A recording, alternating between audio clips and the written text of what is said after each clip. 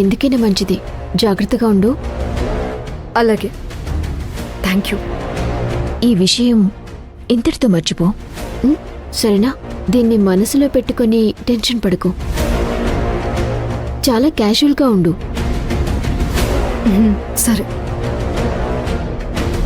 Bye.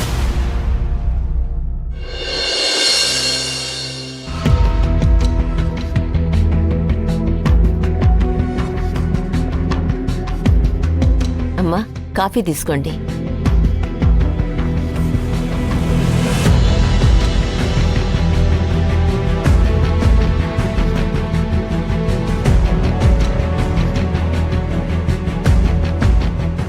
Sivagami, శిష్యులతో మాట్లాడేటప్పుడు కొంచెం కూల్గా హ్యాండిల్ చేయి. తనకి సరిగ్గా గౌరవం ఇచ్చి సరిగ్గా మాట్లాడు. అంతకు ముందున్నంత కోపంగా లేరమ్మా చిన్నమ్మగారు.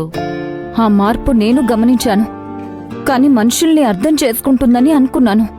ఏ సమస్యున్నా కొంచెం నెమ్మదిగా అడగండమ్మా. లక్ష్మమ్మ, ఇది నీకు తెలియని విషయం.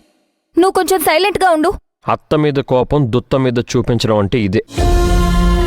చేసింది మీ చెల్లైతే లక్ష్మమ్మ మీద ఎందుకు చూపిస్తున్నావు?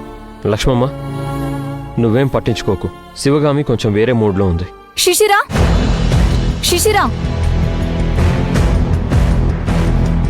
ఏంటి ఎక్కడికెళ్ళావు?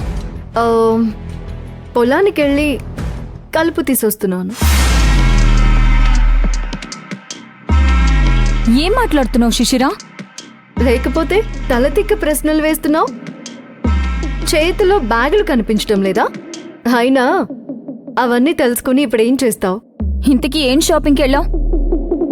అవన్నీ నీకెందుకు? శిశిరా, ఇక నుంచి నీ ఆటలు నా దగ్గర సాగవు.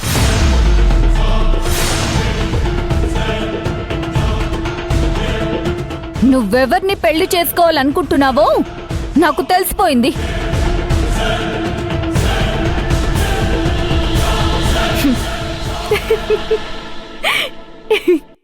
నేనేమైనా దొంగ పెళ్లి చేసుకుంటున్నానా?